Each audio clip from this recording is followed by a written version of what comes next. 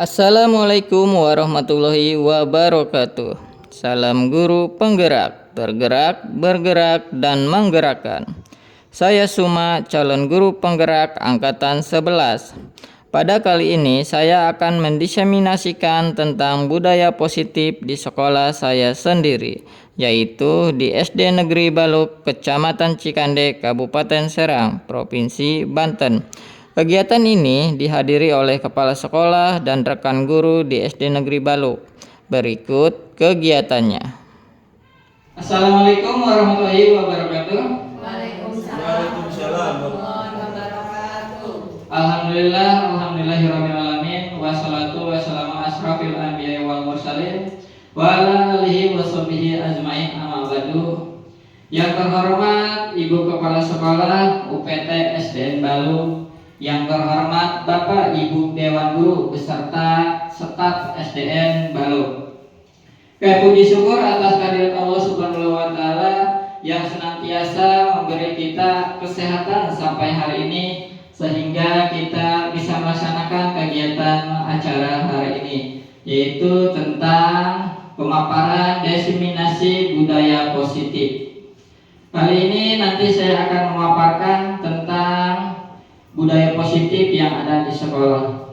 Sholawat serta salam mari limpah curahkan kepada junjungan Nabi besar kita Nabi Muhammad SAW, beserta keluarganya, sahabatnya, dan kita selaku umatnya. Semoga mendapat syafaat nanti di yaumul akhir nanti. Amin amin ya rabbal alamin. Lanjut Bu Ati, next. Nanti ada susunan kegiatan, sini ada pembukaan, nanti pemaparan diseminasi budaya positif dan refleksi sekaligus penutup. Lanjut berarti. Pembukaan membaca basmalah. Dengan membukanya acara ini kita baca basmalah bersama-sama. Bismillahirrahmanirrahim. Yang kedua, sambutan Ibu Kepala Sekolah UPT SDN Baluk. Kepada Ibu Karmita, waktu dan tempatnya dipersilahkan. Ya, terima kasih Pak Suma. Silakan duduk kembali. Assalamualaikum warahmatullahi wabarakatuh. Waalaikumsalam. Alhamdulillah, puji syukur kita panjatkan kehadirat Allah Subhanahu wa taala. Alhamdulillah sampai hari ini kita masih diberikan kesehatan, masih bisa menghirup udara segar, masih bisa bersilaturahmi dalam keluarga besar SDN Baluk. Salawat dan salam semoga selalu tercurah kepada junjungan kita Nabi besar Muhammad Sallallahu Alaihi Wasallam. Bapak, Ibu, guru kelas maupun guru bidang dan tentunya semua stakeholder di SDN Baluk. Tentunya hari ini kita bersama-sama belajar ya Pak Suma ya. Ya. Di sini Pak Suma sebagai guru penggerak CGP ya, masih C, masih ada C-nya. Nah, masih calon guru penggerak, berarti Pak Suma ini masih harus berjuang. Ya, ini diseminasi tentang budaya positif. Nah, saya berharap kepada teman-teman semua ya, untuk materi pemahaman dan penerapan pengalaman budaya positif ini nanti bukan hanya sebagai teori ya, tetapi langsung bisa diimplementasikan di kelas, minimal di kelas, dan diharapkan juga di sekolah, karena memang budaya positif ini lagi viral. What the meaning viral, Bapak Ibu? Lagi naik daun, lagi booming, lagi bombastis. Ya, jadi memang kita harus mengikuti perkembangan zaman, perkembangan ilmu-ilmu pengetahuan yang sekarang sedang digencarkan oleh kementerian ya Pak Suma ya. Ya, saya udah sering mendengar budaya positif. Nah, mungkin nanti Pak Suma yang akan detail menjelaskan. Ya, mudah-mudahan Pak Suma kegiatan ini sampai selesai berjalan lancar. Amin. Bapak Ibu mohon dukungan ya. Siapapun teman kita yang sedang berjuang, siapapun itu, ya kita harus mendukung. Insya Allah ilmu ini saya yakin pasti akan berguna. Yang mudah-mudahan Bapak Ibu juga nanti bisa mengikuti jejak Pak Suma. Nah, Pak Suma masih dibuka ya? CGP angkatan 12. 12. Iya, angkatan 12 bulan November kalau nggak salah. Wow, November masih lama. November ke Oktober ya. Ya, Pak Ikna bisa ikut. Kan masa kerja minimal 5 tahun ya? Iya, betul. Ya. Kemudian Ibu Ani usianya udah lebih dari 50 ya? Sekarang lebih dari 50 Ya, tahun juga. ya betul. Kalau mau. Saya sering mendengar Pak Abi kalau ngomong sekarang yang usianya seket di atas seket kan seket bahasa Jawa ya? Iya. Itu boleh daftar. Bu Irma juga di masa kerjanya udah luar biasa nih, bisa ikut. Pak Manta, Milo dari Pak Manta itu tadi. Siapa lagi yang masih kerja di atas 5 tahun? Saya juga boleh ya? Boleh. Iya, Kepala sekolah mau datang sekarang, iya sekarang justru yang kepala sekolah juga disarankan untuk ikut oleh Pak Hakim. Karena memang SIM-nya itu ya memang di grup program ya, programnya. Jadi ya untuk yang masa kerjanya belum 5 tahun masih terus berjuang. Artinya mudah-mudahan hari ini Bapak Ibu semua semangat mengikutinya sampai akhir. Kita dukung terus Pak Suma. Pokoknya apapun yang teman kita sedang perjuangkan, insya Allah kalau kita semua berkolaborasi dengan baik, pasti semuanya akan berjalan dengan lancar. Dan saya yakin hasilnya juga akan maksimal Pak Suma ya. Iya, insya Allah. Baik, mungkin itu saja ya Bapak Ibu. Sekali lagi Pak Suma tetap semangat, tetap optimis. Ya, saya yakin jika kita terus bekerja keras, berusaha dan Bapak Ibu pun berkolaborasi dengan baik, saya yakin apapun yang sedang kita perjuangkan itu pasti akan hasilnya akan baik. Mungkin itu saja Pak Suma ya. Tadi sudah dibuka kan? Nggak perlu ketok palu ya? Boleh diulang lagi sama kepala sekolah pembukaan ketok palu. Ya, ketok palunya karena palunya nggak ada, jadi pakai tadi ya. Ya, baik, dengan izin Allah Subhanahu Wa Taala, mari kita buka acara diseminasi budaya positif ini dengan hitungan ketiga ya. 1, 2, 3 ya. Kita semua. Demikian saya akhiri bila topik walidaya. Wassalamualaikum warahmatullahi wabarakatuh. Waalaikumsalam warahmatullahi wabarakatuh. Terima kasih Ibu Kepala Sekolah atas masukan-masukannya juga ya, atas semangatnya juga dan dukungannya. Oke, kali ini mungkin saya juga di sini bukan menggurui ya, cuman saya hanya memaparkan apa yang saya sudah pelajari. Sebelumnya belum full sih saya pelajari ya, karena baru mulai 1.4-nya tentang budaya positif. Oke, lanjut berarti ya ini ya. Balik lagi. Oke, konsep inti budaya positif, kita langsung ke materi saja ya. Konsep inti budaya positif di sini ada 8. Yang pertama adalah perubahan paradigma belajar. Nanti kita akan bahas ya satu persatu. Nilai-nilai kebajikan, disiplin positif, motivasi perilaku manusia, kebutuhan dasar, posisi kontrol restitusi, dan keyakinan kelas segitiga restitusi ya. Nanti kita bahas satu persatu. Oke, lanjut. Nah, di sini disiplin positif menurut Dr. William Glasser ya. Di sini ada makna-maknanya. Nanti kita upas tuntas juga ya. Di sini ada makna disiplin, ada teori motivasi, ada untuk menghargai diri sendiri, keyakinan kelas, 5 posisi kontrol, segitiga restitusi, dan 5 kebutuhan dasar manusia. Oke, lanjut dulu berarti. Oke, ini ada pertanyaan pemantik ya. Apakah Anda setuju dengan pernyataan ini? Di sini ada 3. Boleh nanti yang pertama siapa aja, yang kedua mau ngejawab, yang kedua mau ngejawab tiga-tiganya nggak apa-apa ya. Yang pertama adalah hukuman dapat mendisiplinkan anak. Menurut Bapak Ibu gimana? Pemberian hukuman dengan hal positif seperti membaca atau membersihkan halaman sekolah dapat meningkatkan disiplin anak. 3. Memberi penghargaan dapat meningkatkan motivasi belajar anak. Oke, boleh. Bapak Ibu masih yang tadi buat. Nah, Bapak Ibu siapa yang mau menjawab? Terserah mau nomor berapa aja. Kalau mau tiga-tiganya lebih bagus. Ayo, Bapak Ibu. Boleh, oke, Bu Ila. Silakan. Saya mencoba menjawab pertanyaan nomor 1. hukuman dapat mendisiplinkan anak. Kalau kemarin kita membahas mengenai Mau ngejawab ini? jawab nomor 1 ya Bu. Ya, silakan Bu. Iya. Tepuk tangan dulu dong. Buat Bu Ila ya. Oke. Silakan lanjut Bu Ila nomor 1 ya. Iya. Hukuman dapat mendisiplinkan anak. Oke, Kalau boleh. kalau menurut saya hukuman itu memang bisa mendisiplinkan anak. Kenapa? Karena dengan adanya hukuman anak bisa jerak, Pak. Tapi memang tidak semua anak bisa jerak. Ada beberapa anak yang memang nggak ngerjain PR nih, kalau nggak ngerjain PR kita pasti akan kena hukuman. Nah mungkin dari pemikiran itu mereka akan lebih giat lagi, akan disiplin lagi. Pulang sekolah dari tadinya main, terus karena ada hukuman yang kalau nggak ngerjain PR, jadi dia mengerjakan PR seperti itu Pak, menurut saya. Tetapi kalau zaman sekarang memang hukuman itu dibatasi, nggak seperti zaman dulu kita pas sekolah karena adanya HAM dan lain sebagainya. Kalau zaman dulu kita sekolah kan ada hukuman yang namanya pukul tangan.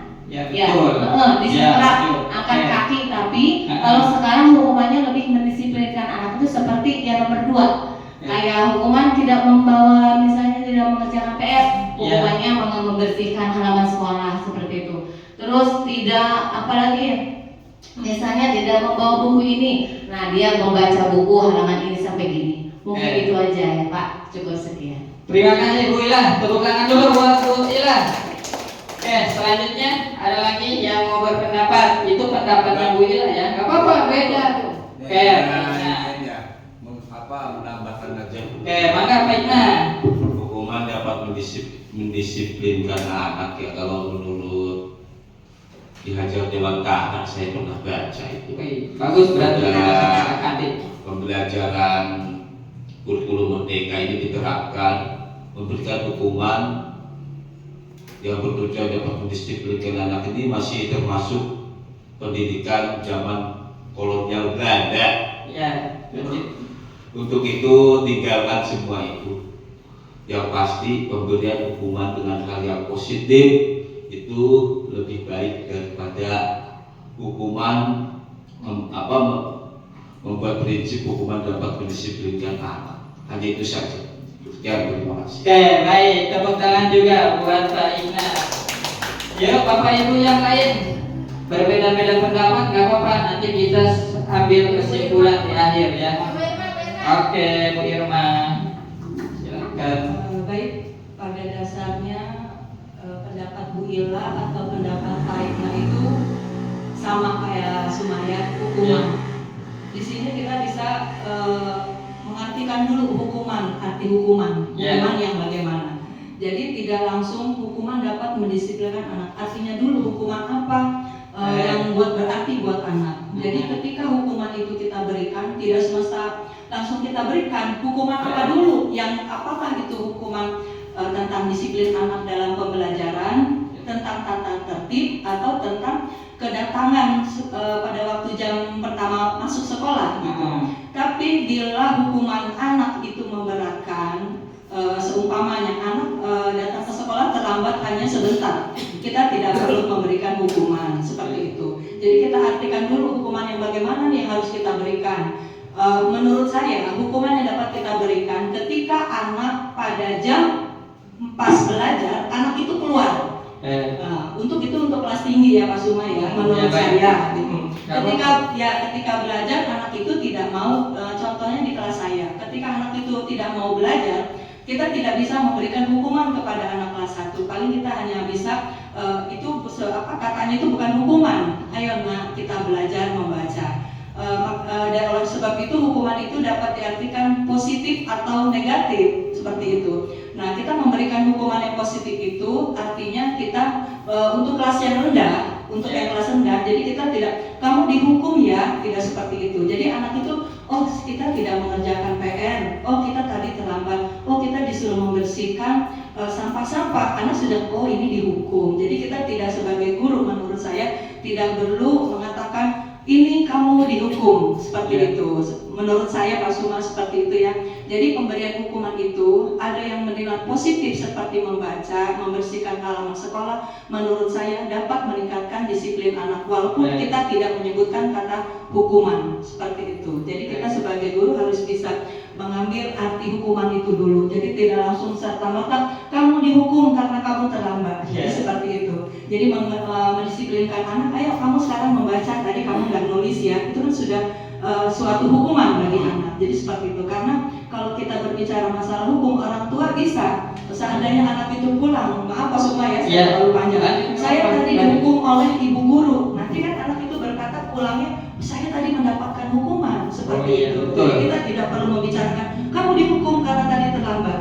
Jadi tidak perlu seperti itu. Jadi kita harus memberikan hukuman dengan tidak mengatakan ini hukuman, tapi anak kamu tadi tidak nulis ya, tadi kamu tidak mengerjakan PR, tadi jam pelajaran olahraga kemana kamu? Kok pulang, kok keluar, seperti itu. Jadi anak jadi mengartikan diri, oh iya ini tadi saya dihukum ya karena saya tadi jam pelajaran bapak saya keluar ke lapangan, seperti itu saya kira. Mungkin dari saya seperti itu. Bila tidak setuju ya mungkin ya dari apa juga benar, dari nggak ada yang setuju karena itu pendapat masing-masing ya. Baik. Nah, Pak Suma. Mungkin Pak Sumanta atau Bu Ani bisa menambahkan. Oke, tepukan dulu buat Bu Irma, luar biasa jawabannya ya. Oke, ada lagi? Ayo. Mas Mata, oke, baik Ibu Kepala Sekolah silakan. Ya, saya ikut belajar lagi Pak Suma ya. Oke. Di sini ada 3 pertanyaan tematik ya. Ya, boleh yang mana aja, Bu. Ya, 1 dan 2 sudah dibahas dengan panjang, lebar, Kali tinggi. jadi volume ya. Detail oleh Bu Ila, Bu Irma, dan Pak Nah, Ikna. Nah, berarti yang belum aja saya ya, Pak Suma ya. Berarti saya nomor 3. Memberi penghargaan dapat meningkatkan motivasi belajar anak. Ya, saya setuju. Penghargaan atau bahasa kita mengapresiasi ya Pak Suma ya. Nah, penghargaan itu kan apa ya, sesuatu untuk mengapresiasi ini lebih ke siswa ya. Artinya lebih ke siswa, atau kalau di guru penggerak itu murid ya. Iya, Ya. murid. Kalau saya sih tahunya sebelumnya siswa itu peserta didik. Kemarin saya baca-baca di guru penggerak itu murid ya. Berpihak pada murid. Ya, oke, berarti balik lagi ya dari kosakatanya pun sekarang bahasanya murid lagi ya. Ya. Oke. Lanjut ya. Penghargaan, apresiasi itu saya sangat setuju dapat meningkatkan tentu. Ya jangan kita berpikir penghargaan itu harus dengan barang, harus dengan materi. Bapak Ibu kan di kelas kalau memberikan tugas misalnya atau memberikan persepsi, kan di saat memulai pembelajaran kan harus ada persepsi ya. Kan itu anak saya bu gitu kan. Pada semangat ya. Iya, Bapak Ibu kira-kira yang selama ini dilakukan itu mengapresiasi atau diem baik? Ada anak saya bu, itu guru nama cicing baik ya. Saya bu, atau anak udah jujur ya, itu gurunya ada yang nggak peduli bu. Iya. Ya, jadi sekecil apapun yang dilakukan anak di kelas, ya saya harap Bapak Ibu semua hargai, apresiasi. Saya bu, tepuk tangan untuk Indra, luar biasa sudah berani. Walaupun jawabannya belum tepat ya Pak Sungai Ya, ya. betul, yang penting berani dulu ya. Berani dulu, kemudian dia mau berbicara, itu apresiasi. Itu sangat membekas Bapak Ibu. Saya pun merasakan kalau saya mau menjawab pertanyaan, itu diapresiasi oleh guru kita, masih keinget aja. Kemarin saya dikasih tepuk tangan. Jadi jangan sekali lagi jangan diartikan memberikan apresiasi atau penghargaan itu dengan materi ya. Kalau semuanya dihitung dengan materi itu akan memberatkan Bapak Ibu. Anak jawab pertanyaan, kasih permen. Anak jawab pertanyaan, dikasih apa mantap? Kasih uang. Waduh, itu mah nanti bisa-bisa tekor bandar ya. Dengan memberikan gini aja Pak Suma ya. Yakin, luar biasa, hebat, keren, wow. Jadi mungkin itu ya Bapak Ibu, yang mudah-mudahan Bapak Ibu di kelas kedepankan mengapresiasi daripada mengedepankan tadi hukuman itu bisa positif bisa negatif ya. Mungkin itu saja Pak Sumaya. Oke. Terima kasih. Terima kasih juga Ibu Kepala Sekolah, dan tepuk tangan dulu buat Ibu Kepala Sekolah sudah ngasih banyak. Oke, tepuk tangan juga buat semuanya yang luar biasa jawaban-jawabannya ya. Oke ya, kita coba kita gali dulu sebelum mengambil kesimpulan atau menjawab semua pertanyaan yang Bapak Ibu. Tidak ada yang salah maupun betul, semuanya adalah dari pengalaman. Oke, Oke, kita bahas dulu tentang hukuman tadi yang kata Bu Irma. Hukuman itu apa sih? Ya, nanti kita bahas juga ya. Dan penghargaan. Penghargaan itu apa? Boleh nggak diterapkan di sekolah? Oke, kita bahas juga. Lanjut berarti ya. Lanjut dulu. Nah, di sini ada perubahan paradigma belajar ya. Pembelajaran paradigma baru dirancang berdasarkan prinsip pembelajaran berdiferensiasi. Ini sekarang sudah sering dibahas ya, waktu IKM juga ya, kita bimtek. Pembelajaran berdiferensiasi, sehingga setiap siswa sesuai dengan kebutuhan dari tahap perkembangan untuk mewujudkan profil pelajar Pancasila. Nah, yang intinya adalah untuk cita-cita kita menerapkan siswanya tetap kita acuannya kepada profil pelajar Pancasila yang ada di dalam. Mungkin yang beriman bertakwa kita sering lakukan karena sebelum dan sesudah pembelajaran pasti melakukan doa, betul? Betul ya. Nanti yang belum mana nih yang belum diterapkan dari profil pelajar Pancasila di sekolah kita.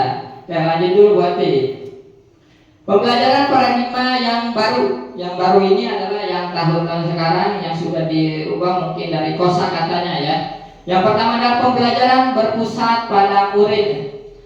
Oke, ada yang berpendapat gimana sih pembelajaran berpusat pada murid? Yang berperan aktif itu muridnya, Pak. Gak apa-apa, jangan usah.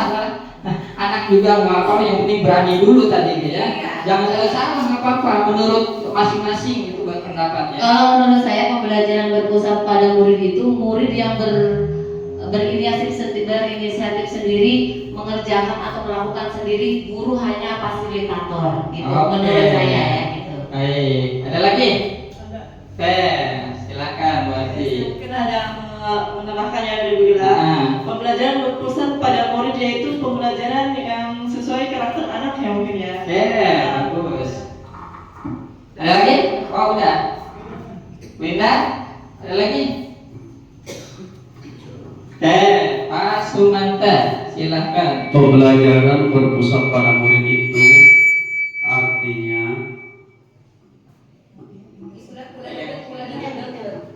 artinya sepenuhnya guru itu menyerahkan sepenuhnya kepada murid dan murid yang aktif untuk melakukannya. Itu menurut saya. Itu menurut Pak Sumanta. Sampaikan dulu. Saya mau terakhir ya. Anggap ya, kelas ini sangat aktif. Jadi saya senang. Yang Pembelajaran pada satu murid Iya. itu segala sesuatu yang berkaitan dengan belajar itu disesuaikan dengan minat dan bakat tuh, serta kemampuan terhadap diri murid itu, karena pada diri murid itu masing-masing itu berbeda-beda cara belajarnya. Ada yang contoh kayak gini ya, belajar matematika itu hitung-hitungan, ada yang dia tuh cepat nangkep itu dengan dijelaskan oleh gurunya di depan. Tapi ada pula yang cara menghitungnya itu cepat nangkep pakai lidi baru dia cepat nangkep, tapi dijelaskan dia tidak mau masuk. Jadi semuanya dikembalikan, disesuaikan dengan minat dan bakat murid, jadi berpusat pada murid. Oke, baik. Nah, terima kasih. Oke, Ibu Kepala Sekolah menambahkan juga. Ya, sebetulnya pembelajaran ini Pak Sumaya bukan hanya di IKM ya. Iya. Ini dari zaman dulu itu sudah ada. Sekarang bahasanya balik lagi berpusat pada murid. Kalau waktu sebelumnya ya itu student center kan? Iya, benar. Ya, student ya, bahasanya lebih ke Inggris-Inggrisan. Iya. Student itu kan siswa, center itu kan siswa pusat. Jadi student center diharapkan jangan sampai teacher center. Pernah mendengar nggak Bapak Ibu? Teacher center apa coba? Teacher. Iya, gurunya terus nggak coblak yang ngomong aja. Nah, artinya mohon metode pembelajarannya diupayakan mengkombinasikan, bervariatif gitu. Jadi bagaimana agar pembelajarannya berpusat pada murid? Itu tentunya dibutuhkan kreativitas Bapak Ibu, nggak diserahkan sepenuhnya ke murid, enggak. Iya. Bapak Ibu guru fungsinya untuk apa? menstimulus. Pernah mendengar nggak Bapak Ibu? Ya, yang merangsang tuh. Kan Bapak Ibu tahu nih potensi-potensi peserta didiknya apa. Nah, dirangsang oleh kita sebagai fasilitator, sebagai mediator, sebagai apa ya? Pas di sini sumber belajar gitu ya. Kan sumber belajar bukan hanya guru ya. Nah, jadi sekali lagi sepengalaman saya berpusat pada murid itu jangan nyerahkan sepenuhnya ke murid, bisa amburadul Bu. Iya, kalau diserahkan sepenuhnya ke, artinya kita sebagai guru harus menstimulus, merangsang. Bagaimana cara merangsangnya? Tadi gunakan metode pembelajaran bervariasi, kemudian gunakan alat peraga ya Pak Sumaya, tidak monoton ceramah, pembelajarannya bukan abstrak tapi konkret dengan alat peraga. Jadi saya yakin itu pasti 100% mungkin ya bisa mendekati ya. Tidak ada yang nggak boleh 100%. Mendekati 100% yakin kalau metode dan menggunakan alat peraga yakin pasti aktif. Yakin nggak Bapak Ibu? Yakin. Iya. Mungkin itu aja Pak Sumaya. Oke, makasih. Beri aplaus dulu buat semuanya. Jawabannya yang luar biasa ya. Sudah jauh ya pemahamannya, mungkin pengalamannya juga udah jauh ya daripada saya mungkin. Oke ya. Untuk pembelajaran berpusat pada murid, benar tadi yang kata Pak Ibnan juga benar ya. Kita harus mengenal dulu bakat dan minatnya siswa. Jangan memaksakan dulu. Sukanya tadi kata Pak Ibnan ya, belajar matematika terus, sedangkan anak ini kemampuannya bukan di matematika. Kita harus menggali potensi anak tersebut ya. Misalkan hobinya dalam apa si anak tersebut, kita gali terus, kita dukung. Kita sebagai di sini ya fasilitator ya. Soal tulisannya fasilitator ya. Cuma satu yang kita jangan hanya mengedepankan kemauan kita ya. Tadi yang kata Ibu Kepala Sekolah bilang tadi apa? Teacher center ya. Yang kita ngobrol menjelaskan aja. Sedangkan tidak tahu anak mengerti tidak dan paham tidaknya. Dan kebutuhan anak itu seperti apa. Jadi semua jawaban-jawaban yang Bapak Ibu utarakan ini udah kebahas semua sebenarnya ya. Yang kedua, guru harus mementingkan kebutuhan belajar murid. Yang tadi juga berkaitan dengan nomor 1 ya, kepentingan kebutuhan belajar murid. Murid ini butuhnya seperti apa, bakatnya seperti apa, dan yang dibutuhkannya seperti apa. Kita sebenarnya harus memahami ya. Tapi emang tidak mudah ya. Tapi kita untuk belajar coba satu persatu kita gali nanti dan bisa diterapkan di pembelajaran kita. Oke, 3 guru sebagai fasilitator. Nah, guru sebagai fasilitator ini kita kalau fasilitator itu sebagai apa sih? Kalau kita lagi meeting atau apa? Memfasilitasi agar peserta itu bisa belajar dengan kita hanya memfasilitasi ya kebutuhan murid-murid kita. Pembelajaran melibatkan murid. Contohnya, silakan ada yang mau berpendapat lagi. Pembelajaran melibatkan murid. Dalam belajar melibatkan murid seperti apa? Ada yang mau berpendapat? yang belum. Udes. Desi, Bu Irma dulu ya. Pembelajaran melibatkan murid, artinya di sini ketika guru metode yang tadi dijelaskan oleh Ibu Kepala Sekolah, kita harus menggunakan metode apa yang sesuai dengan pembelajaran pada saat berlangsung. Jadi kita harus melihat dulu pembelajaran apa, metode apa yang kita gunakan. Jadi ketika pembelajaran matematika kita tidak bisa menggunakan metode ceramah, jadi hanya anak mendengarkan. Melibatkan murid kalau matematika bisa menggunakan metode praktek langsung atau demonstrasi dengan contoh umpamanya pembelajaran mengenal angka ya di kelas rendah. Nah, nanti guru itu membuat kartu angka dengan beberapa angka dari 1 sampai sekian, dan nanti siswa ini diminta maju untuk mengenal dan menyebutkan angka berapa yang sudah dituliskan guru. Artinya itu kan murid jadi ikut dalam pembelajaran, jadi tidak duduk manis. Jadi murid itu ada ketika guru bertanya, anak aktif gitu. Ini Bu, ini angka segini. Nah kita oleh sebab itu yang tadi disampaikan oleh Ibu Kepala Sekolah, kita harus menggunakan metode apa yang paling tepat seperti itu. Jadi melibatkan murid untuk memberikan stimulus. Jadi kitanya juga harus berbicara, harus ketika berbicara ayo duduk, tidak seperti itu. Jadi kitanya juga harus aktif, Ya, gitu. betul. Ya, harus lebih semangat gurunya Ya, dulu. benar, betul ya. Jadi murid tidak mau, oh ya gurunya juga semangat, jadi tidak tahu juga. Berarti gurunya dulu ya, Iya, gurunya. gurunya dulu. Ketika Oke. gurunya semangat, siswa pasti itu otomatis akan semangat juga untuk ikut dalam pembelajaran yang sedang dilaksanakan. Umpamanya menggunakan metode praktek langsung, demonstrasi, siswa pasti ikut seperti itu. Terima kasih Bu Irma. Beri aplaus dulu buat Bu Irma. Oke, ya betul ya Bu Irma ya. Tadi yang diutarakan Bu Irma betul ya. Kalau misalkan pembelajaran melibatkan murid, kita libatkan murid tersebut dalam pembelajaran kita. Tadi kata Bu Irma membahas tentang matematika ya, matematika, melibatkan suruh anak maju. Jadi berperan aktif semuanya, murid-muridnya. Apa bisa kita inovatif atau kreasikan dengan berkelompok ya maju, bisa didiskusikan di depan gitu. Jadi semuanya aktif ya. Jadi jangan kita menjelaskan doang tapi muridnya pada diem aja duduk manis ya, tadi kata Bu Irma. Oke, yang kelima, guru bukan satu-satunya sumber belajar. Oke, jadi guru bukan satu-satunya sumber belajar. Jadi pembelajaran mungkin dari perilaku, nggak bisa semuanya dari guru. Kan dalam pembelajaran banyak ya. Terutama apa saja coba dalam pembelajaran selain di guru? Buku bisa, internet ataupun HP kalau digunakannya positif ya. Untuk alat peraga yang di sekolah ya. Di rumah siapa yang mengajarkan anak? Orang tua. Jadi orang tua harus terlibat aktif, terutama adalah di pembelajaran perilakunya ya. Oke, penerapan dimensi profil pelajar Pancasila. Oke, penerapan dimensi tadi profil pelajar Pancasila ada berapa? Ada? Nah, penerapan yang kita sering gunakan di dalamnya apa aja? Nah, kita sudah terapkan. Sudah terapkan. Yang kedua, mandiri itu seperti apa? Udah mandiri belum anak-anak kira-kira sekarang?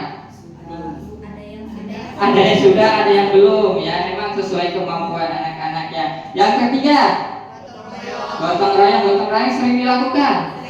Masih sering ya. Dalam piket aja mungkin sudah namanya gotong royong ya. Yang keempat,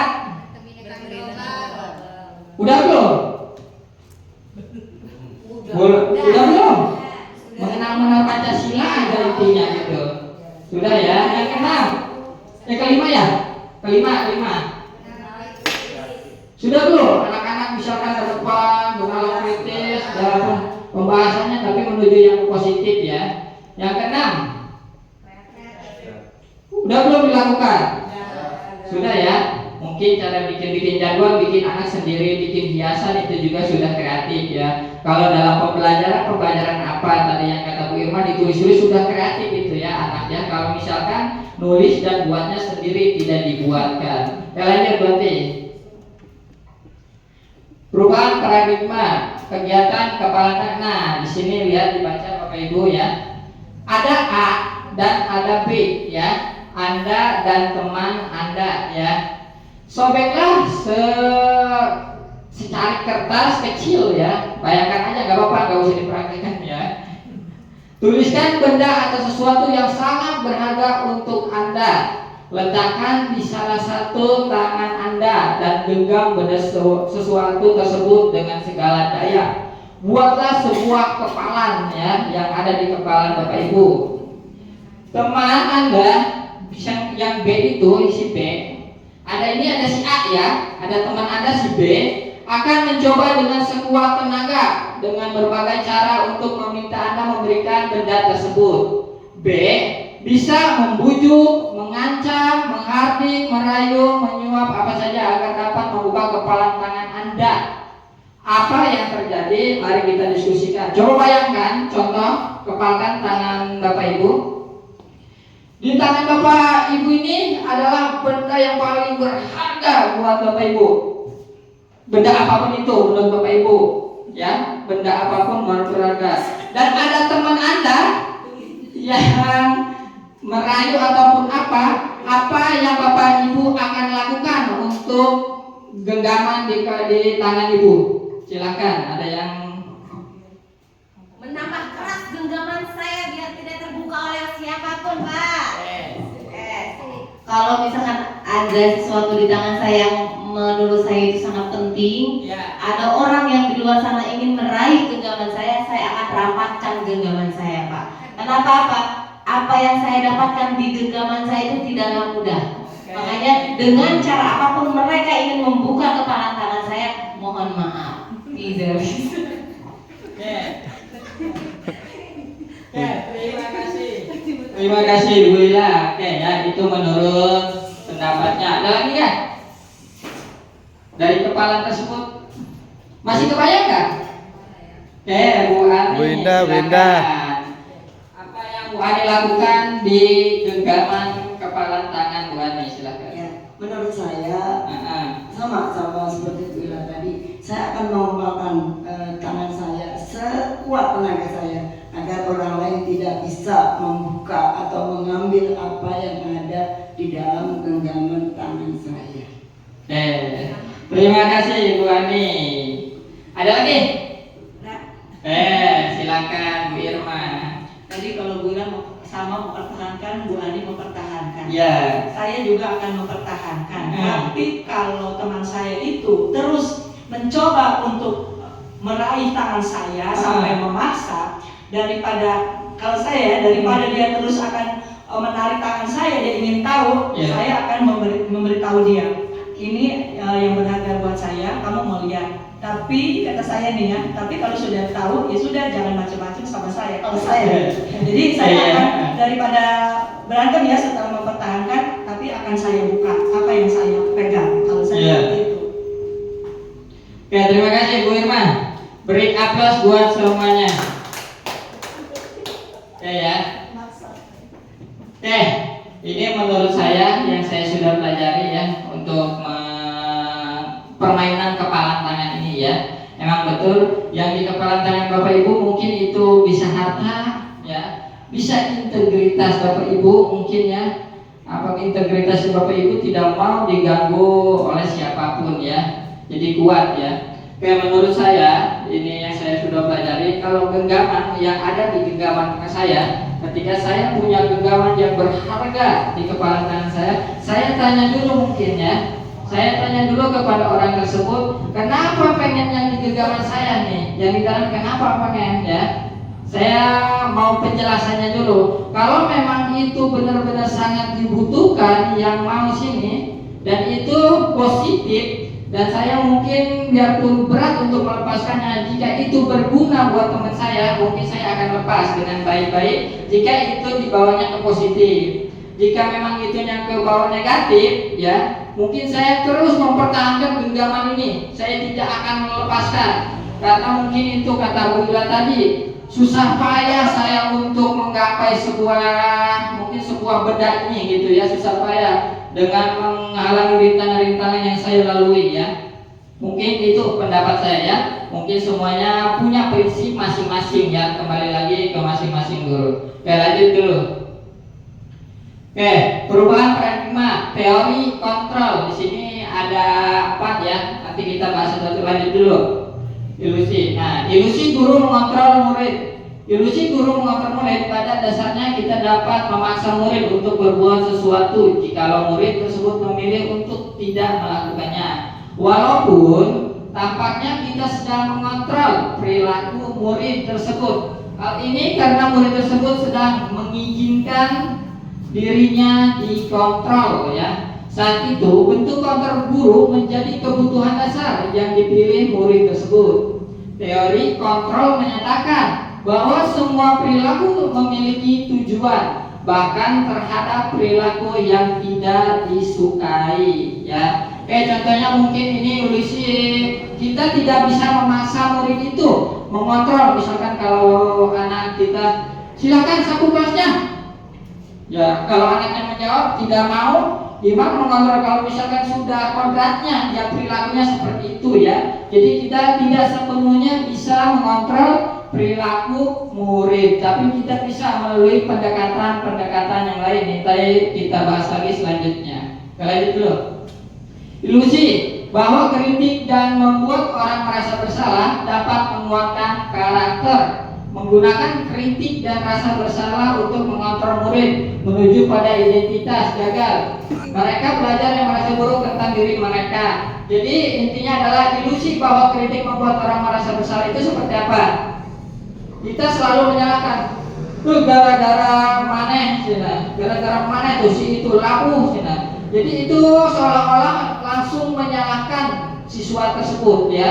Jadi kemungkinan nanti ada segitiga restitusi seperti apa cara pemecahan masalah tersebut ya. Lanjut dulu. Ilusi bahwa semua penguatan positif efektif dan bermanfaat. Penguatan positif atau bujukan adalah bentuk-bentuk kontrol segala usaha untuk mempengaruhi murid agar mengulangi suatu perilaku tertentu adalah suatu usaha untuk mengontrol murid tersebut. Dalam jangka waktu tertentu, kemungkinan murid tersebut akan menyadari dan mencoba untuk menolak bujukan kita, atau bisa jadi murid tersebut menjadi tergantung pada pendapat sang guru untuk berusaha. Udah paham belum ini yang saya bacakan? Oke ya. Ini suatu perilaku tertentu dan untuk mengontrol murid tersebut ya. Contohnya mungkin dalam jangka waktu tersebut kita misalkan anak ada yang posisi positif efektifnya tidak bermanfaat ya. Contohnya mungkin tidak piket aja ya, tidak piket. Kita akan melakukan apa si anak itu? Kita kembali ke bujukan tuh, menolak bujukan kita agar bisa murid tersebut menjadi tergantung pada pendapat sang guru ya. Apa yang diutarakan. Jadi si murid itu tergantung ucapan gurunya. Kata gurunya A ya A, kata gurunya B ya B. Jadi tadi kembali ke profil pelajar Pancasila tentang mandiri ya. Kalau kita terlalu menekankan kepada anak. Ya lanjut. Ilusi bahwa orang dewasa memiliki hak untuk memaksa. Banyak orang dewasa yang percaya bahwa mereka memiliki tanggung jawab untuk membuat murid-murid berbuat hal tertentu.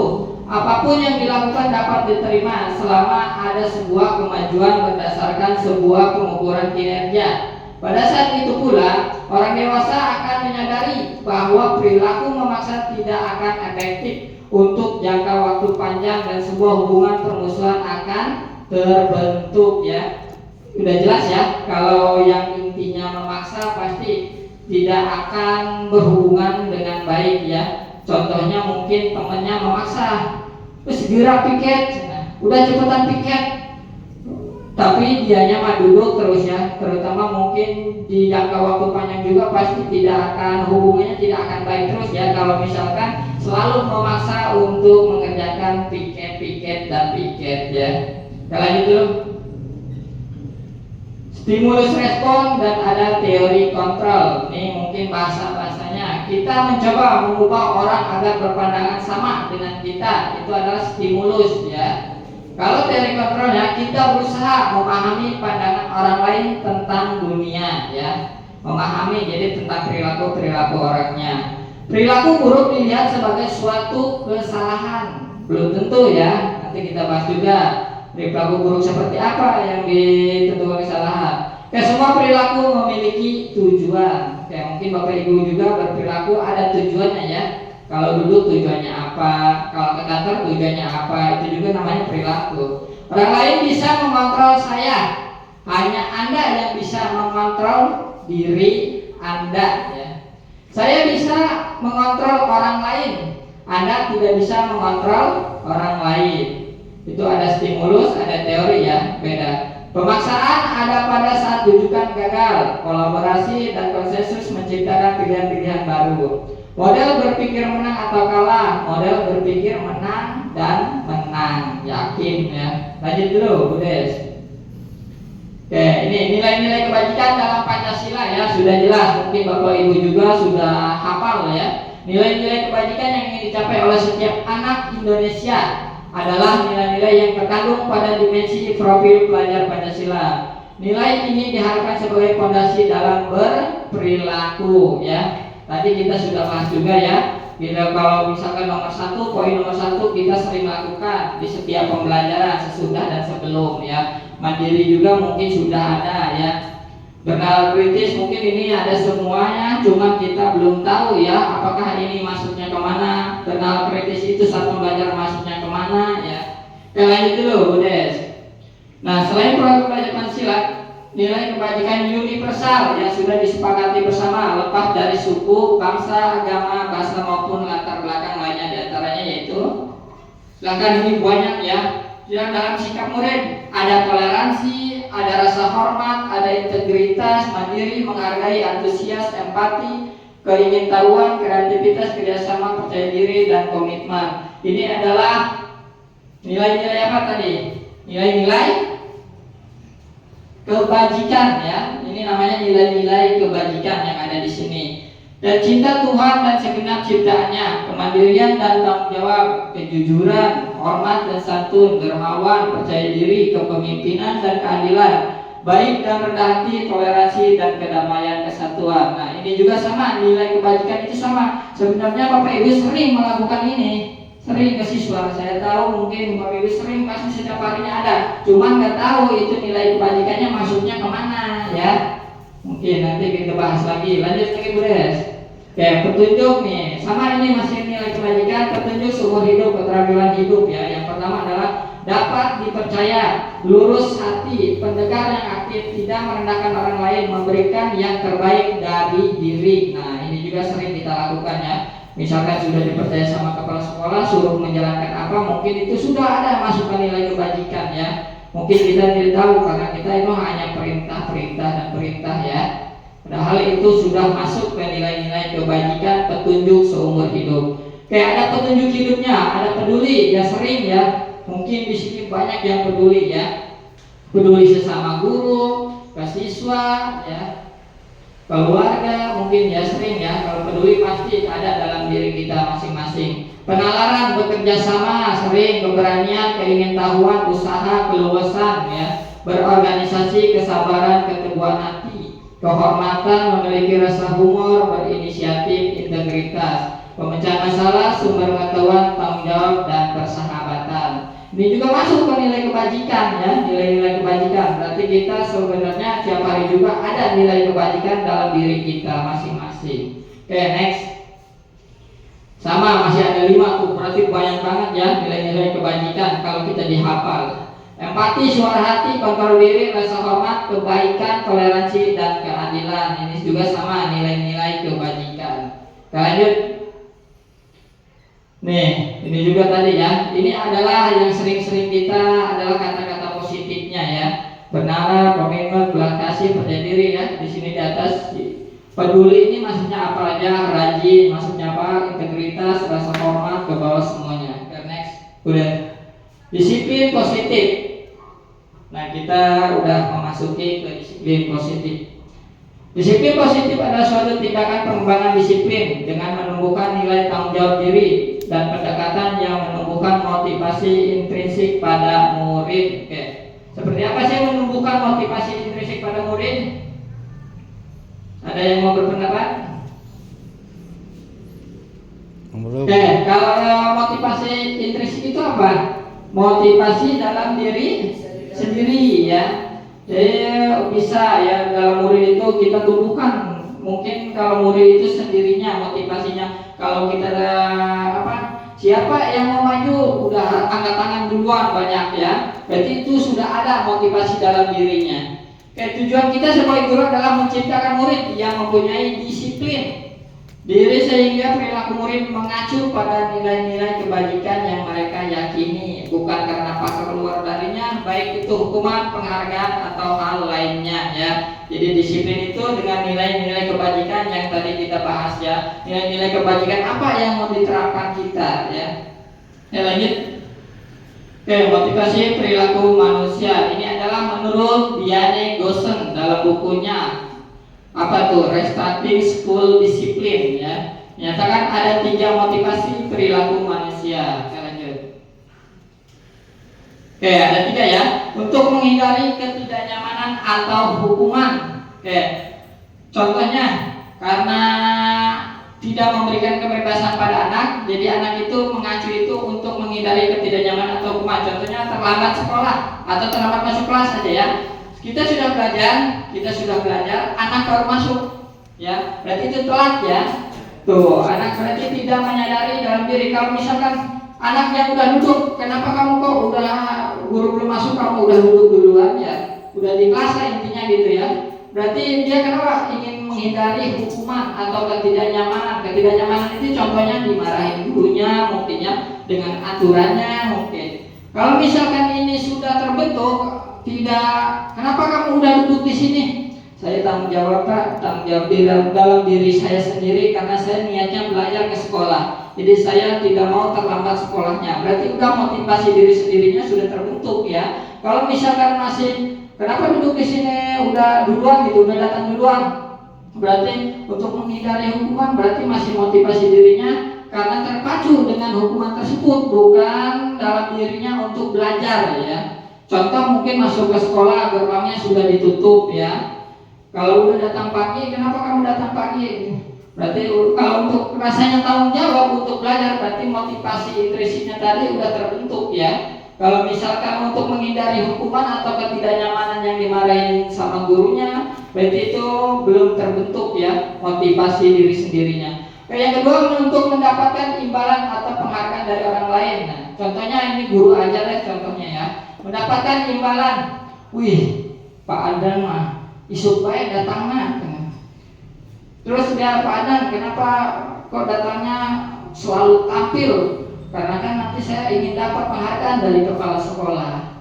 Ya, terbentuknya, tapi motivasinya berarti bukan rasa tanggung jawabnya ya sebagai guru, tapi berbentuk ke penghargaannya. Dia ingin kayak mungkin kasih penghargaan sama kepala sekolah, dikasih apa atau apa ya.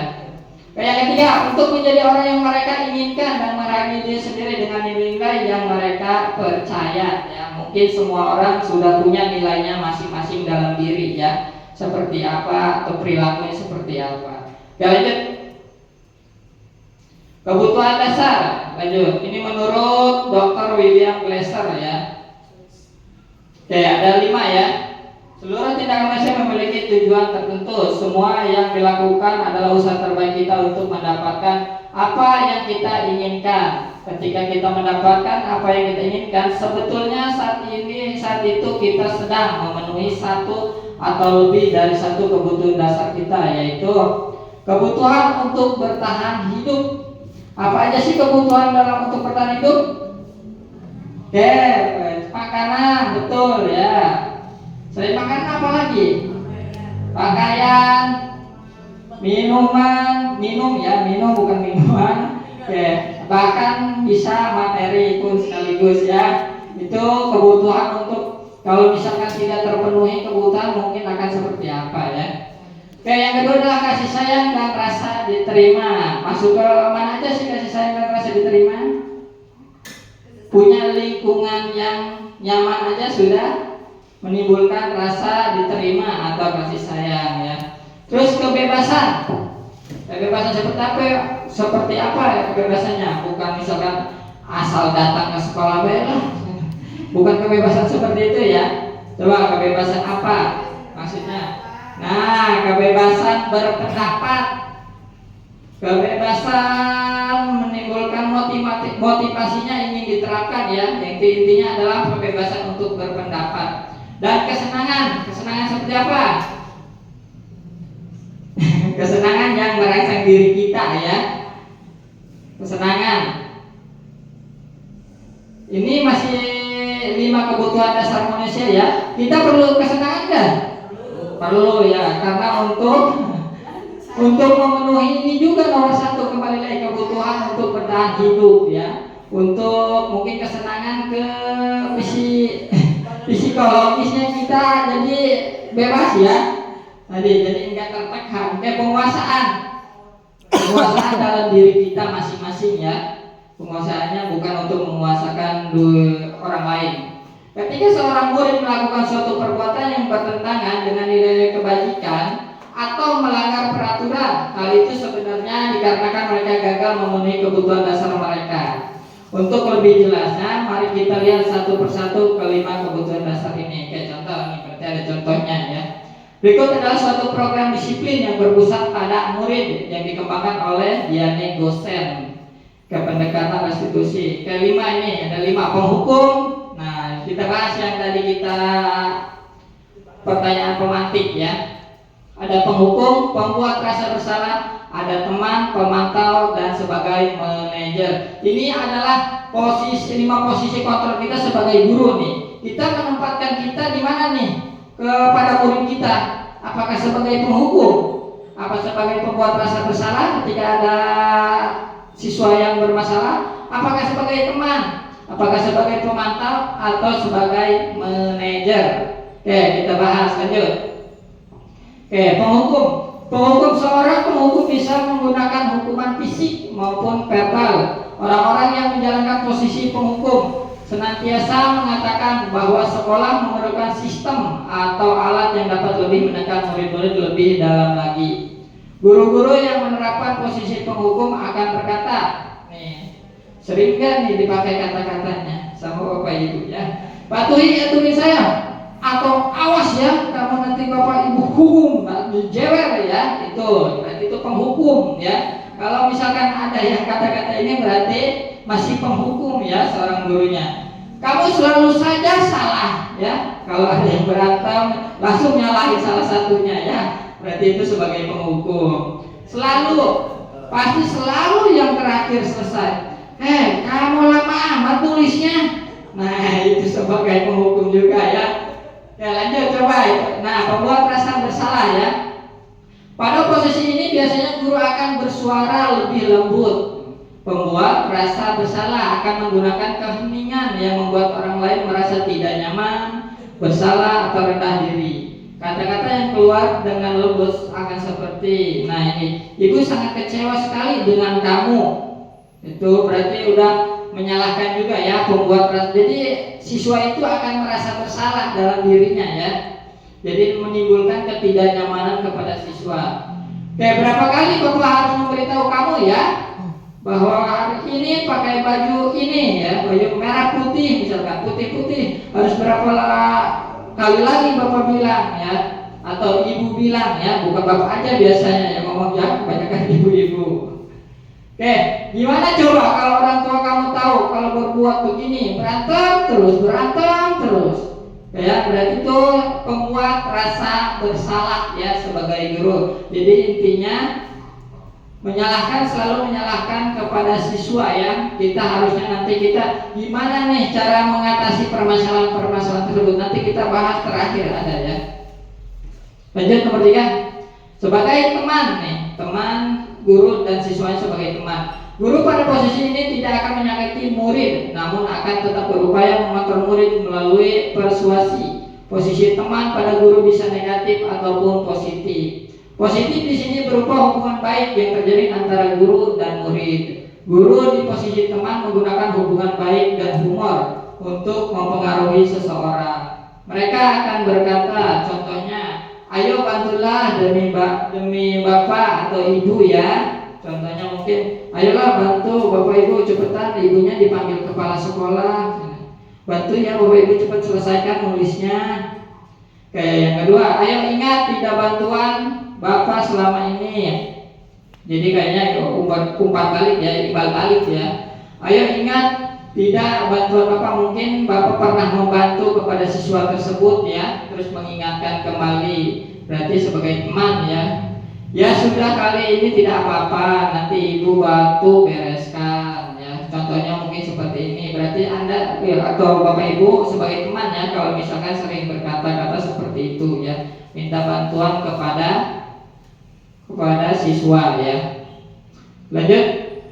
Memantau berarti mengawasi. Pada saat itu mengawasi kita, bertanggung jawab atas perilaku orang-orang yang kita awasi. Posisi pemantau berdasarkan pada peraturan dan konsekuensi. Dengan menggunakan sanksi konsekuensi kita dapat memisahkan hubungan pribadi dengan murid.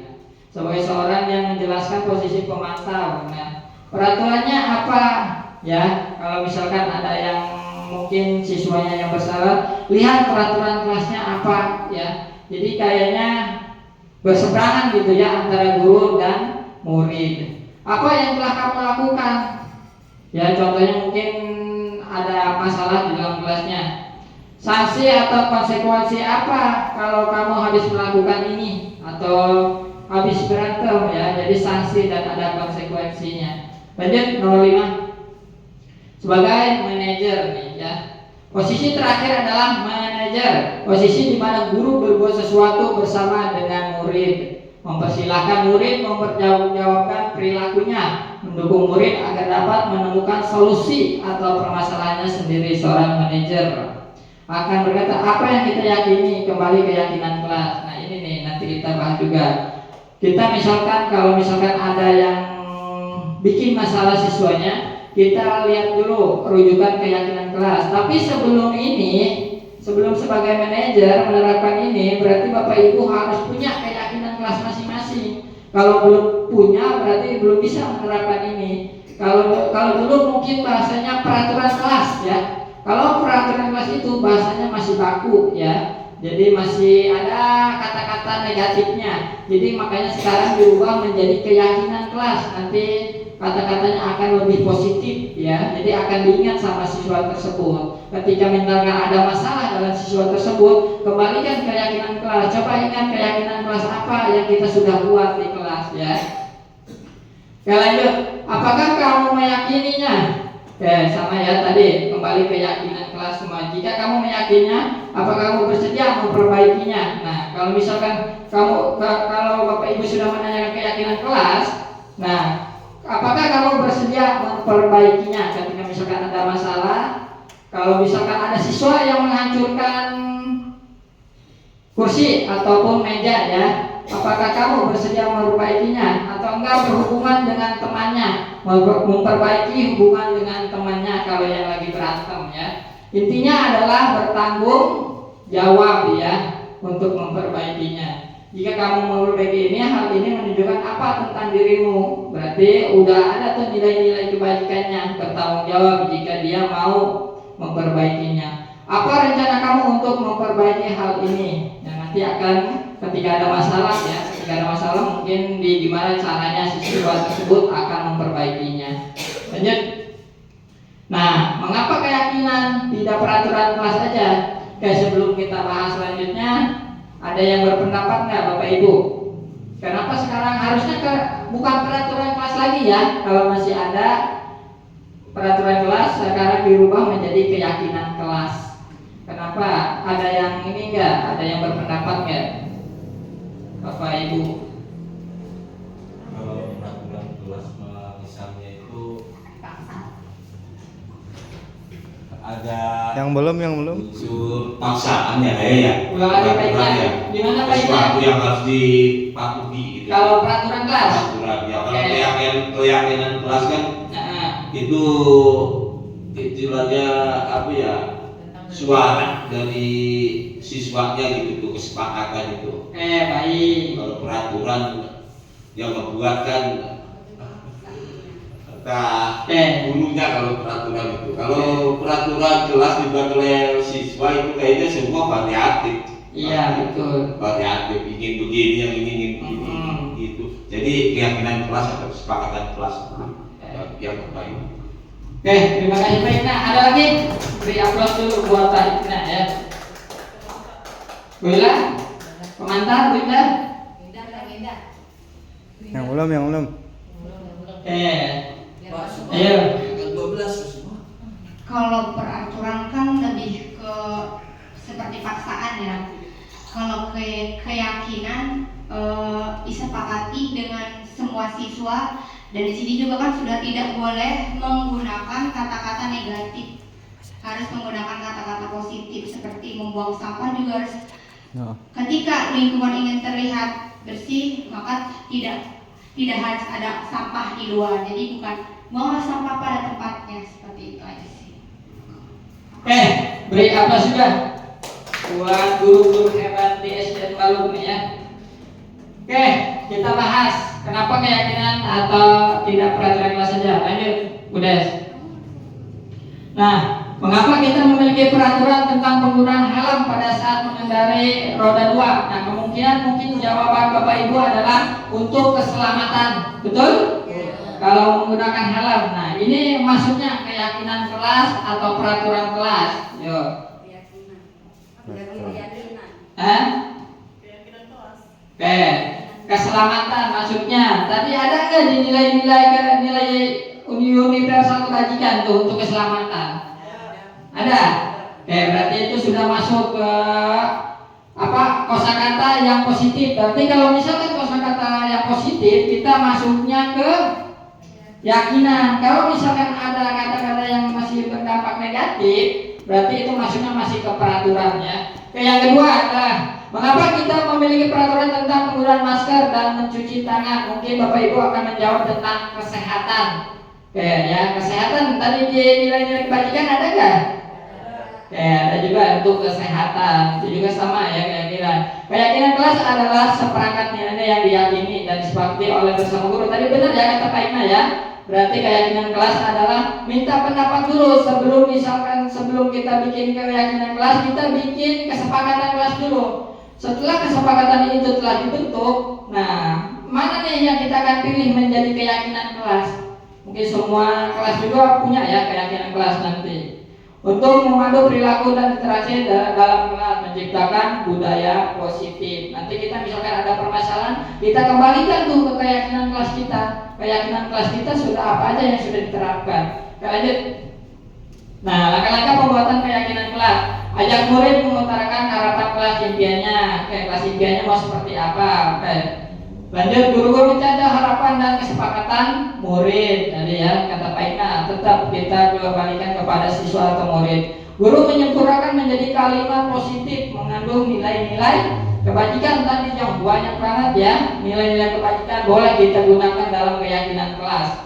Guru dan murid menyepakati keyakinan kelas. Nah, setelah kita buat, guru sudah dibuat tuh dengan nilai kelas, kita sepakat enggak minta pendapat lagi kepada murid. Kalau misalnya sepakat dengan keyakinan kelas ini, kita langsung bisa terapkan, bisa langsung ditempel atau di mana. Ketika ada masalah, kita kembalikan keyakinan kelas tersebut ya. Guru memberikan penjelasan terkait tugas murid dan guru. Tugas murid dan guru ya. Tugas murid itu seperti apa dan tugas guru itu seperti apa ya. Memajang di tempat yang mudah terbaca oleh seluruh warga kelas ya, boleh ditempel, yang penting terbaca oleh semuanya ya. Mau dekat papan tulis yang sering dilihat juga nggak apa-apa. Ini adalah langkah-langkah membuat keyakinan kelas. Terutama adalah meminta murid dulu buat kesepakatan kelas ya apa aja. Setelah itu baru kita merangkainya menjadi keyakinan kelas. Terus minta pendapat lagi apakah sudah disetujui atau belum ya. Sepakat enggak, semua siswa kalau sepakat udah terapkan. Oke, lanjut. Apakah restitusi itu? Mari kita simak video tersebut ya sebelum kita bahas restitusi itu apa. Segitiga restitusi ya. Kita video contohnya seperti itu, cara penyelesaian permasalahan. Contoh, silakan Mbak Desi.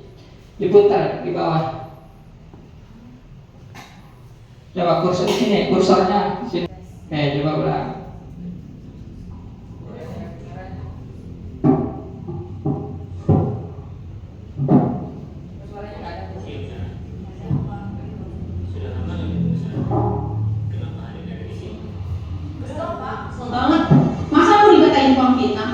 Ya aku marah lah, aku beri katain mereka di depan kelas, kesel banget. Oh begitu, ya pasti kamu marah dan kesal. Bapak juga akan marah apabila ada yang menuduh Bapak seperti itu. Kemudian pada saat itu kamu mau melakukan apa? Ya saya langsung ngatain mereka lah Pak, kesel banget. Saya bentak-bentak dia di depan teman-teman lain. Oh begitu, pasti kamu melakukan seperti itu karena suatu alasan tertentu kan? Iyalah, masa saya diam saja Pak? Ya saya bela diri lah, masa saya dituduh tukang fitnah? Ya wajar lah, mempertahankan harga diri itu sesuatu yang penting buat kamu. Untung kamu tidak bertindak lebih gegabah lagi, hanya membentak-bentak. Iya Pak, untung saya masih bersabar dan hanya membentak saja. Sudah gemes padahal, saya pasti bela diri lah. Ya pasti ya, tapi kamu memilih untuk tetap bertahan dan bersabar. Kamu memilih untuk tidak berbuat lebih parah lagi kan? Iya. Nah, sekarang coba kita lihat lagi tindakan kamu yang bentak-bentak Eka di kelas. Tindakan kamu itu kira-kira sesuai dengan keyakinan kelas atau prinsip kamu tidak? Enggak lah Pak, capek Pak jadi pemarah. Jadi keyakinan atau prinsip mana yang kurang sesuai dengan keinginan kamu? Ya, saya sebenarnya sangat menghargai orang lain. Mungkin saat itu saya menjadi emosi, jadi tidak menunjukkan sikap itu. Kamu meyakini tidak? Menghargai orang lain itu penting buat kamu. Yakinlah Pak. Iya, setuju. Kita harus saling menghargai. Namun, ada juga keyakinan yang kita sepakati yang perlu kita jalankan apabila kita sedang marah, kan? Ya, saya bisa lebih proaktif, mulai dengan diri sendiri. Saya bisa jadi lebih bersabar, mengambil waktu jeda untuk berpikir mau apa selanjutnya. Kira-kira kamu bersedia memperbaiki masalah ini tidak? Bersedia Pak. Kalau kamu memperbaiki masalah ini, kamu akan menjadi orang seperti apa? Saya akan menjadi orang yang bertanggung jawab kali ya Pak. Dan senantiasa proaktif. Iya, menurut kamu bagaimana rasanya menjadi orang seperti itu? Ya nyaman lah, bangga bisa bersabar dan menahan diri. Baiklah kalau begitu. Yuk kita pikirkan bagaimana memperbaiki masalah ini. Itu ya videonya adalah ini cara-cara penyelesaian masalah dengan menggunakan 3 restitusi. Oke, lanjut. Oke, ini ya yang pertama adalah kita harus menstabilkan identitas tersebut. Kita harus tahu dulu ya permasalahan inti permasalahan siswa tersebut apa ya, jangan langsung menjadi dia bersalah ya. Terus yang kedua adalah validasi ya, yang kedua validasi tindakan yang salah ya. Nanti tindakan-tindakan apa yang salah tapi kita bisa menenangkan murid tersebut ya, yang kayak tadi di video tersebut. Yang ketiga adalah menanyakan keyakinan ya, keyakinan kelas apa yang kamu sudah buat ya, nanti kembali lagi tadi ke keyakinan. Kita lanjut. Nah, 1, menstabilkan identitas. Contoh kalimatnya adalah berbuat salah itu tidak apa-apa ya, tapi Bapak juga pernah mengalami hal yang sama ya. Tapi Bapak sadar bahwa tindakan-tindakan tersebut adalah negatif buat dirinya atau buat orang lainnya. Contohnya, tidak ada manusia yang sempurna. Ini adalah kata-kata menstabilkan identitas. Saya juga pernah melakukan kesalahan seperti itu ya. Kita bisa menyelesaikan ini. Bapak Ibu tertarik mencari siapa, tidak tertarik mencari siapa yang salah, tapi Bapak Ibu ingin mencari solusi dari permasalahan ini. Kamu berhak merasa begitu ya. Apakah kamu sedang menjadi teman yang baik buat dirimu sendiri? Intinya adalah menstabilkan identitas adalah mencari tahu dulu ya, dan menenangkan siswa mencari tahu inti permasalahannya. Yang kedua, lanjut. Validasi tindakan yang salah. Ini kalimat-kalimatnya. Padahal kamu bisa melakukan yang lebih buruk dari ini ya. Ya, tapi dia tidak melakukannya. Padahal dia bisa gitu melakukan hal buruk daripada itu. Kamu bisa punya alasan mengapa melakukan hal itu. Nah, alasannya, kamu patut bangga pada dirimu sendiri karena kamu telah melindungi sesuatu yang penting buatmu. Kamu boleh mempertahankan sikap itu, tapi kamu harus menambahkan sikap yang baru atau yang lebih positif. Lanjut, nomor 3.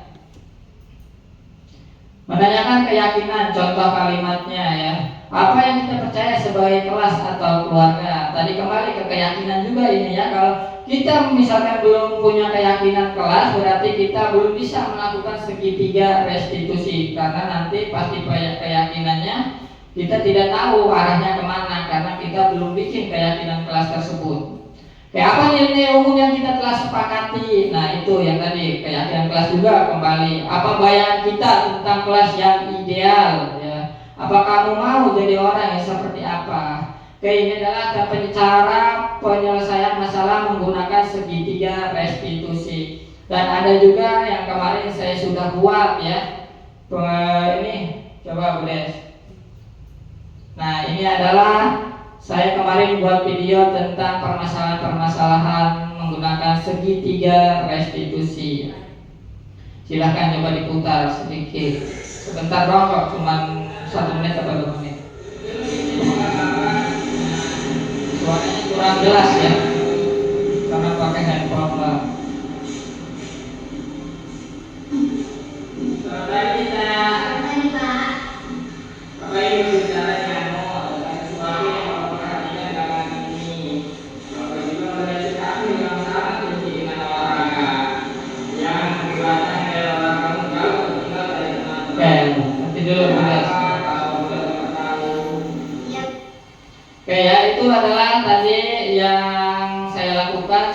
itu boleh Bapak Ibu menanyakan lagi, kayak ini adalah umpan balik atau kesimpulan dari yang tadi permasalahan ya, yang telah memperbaiki diri. Kayak coba contoh contoh sedikit bentar.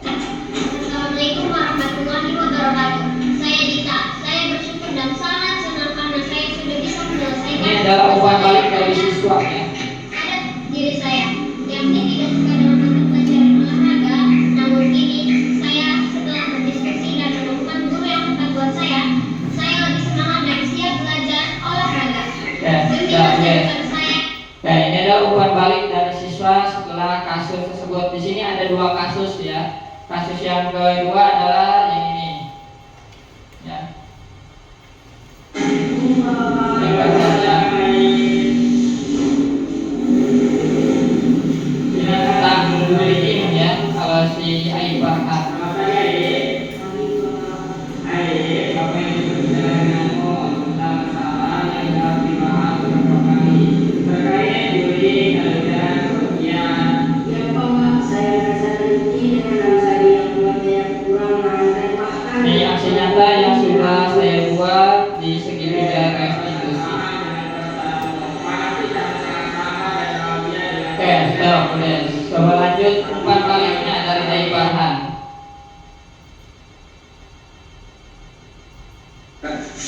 Assalamualaikum warahmatullahi wabarakatuh. Nama saya Aib. Saya sangat bersyukur dan bahagia karena Bapak semua telah membuka mata dan saya bahwa semua manusia diberikan kekurangan. Kita lanjut ke kesimpulan.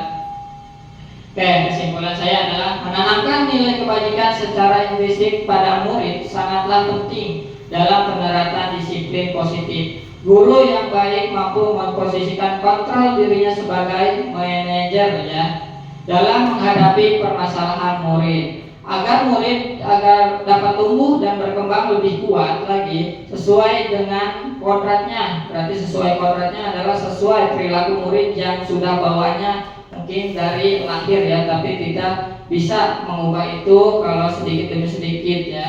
Guru harus berpihak pada murid dengan menuntut tumbuhnya laku mereka. Jadi intinya memang ini tidak mudah kita lakukan ya, yang tadi sahabat mendisiplinkan nilai keyakinan kelas, segitiga restitusi, ya nilai disiplin yang ada. Mungkin itu memang tidak mudah ya, tidak langsung kita bisa terapkan semua. Tapi alangkah baiknya kita bisa menerapkan satu persatu ya. Biar kita kan dituntut menjadi guru ya. Kalau guru kan digugu dan ditiru. Kalau misalkan kita sudah mencapai semua kedisiplinan yang ada ataupun cara penyelesaian masalah yang tersebut, kita bisa menjadikan ke profil pelajar Pancasila itu sudah maju atau sudah sudah menerapkannya ya.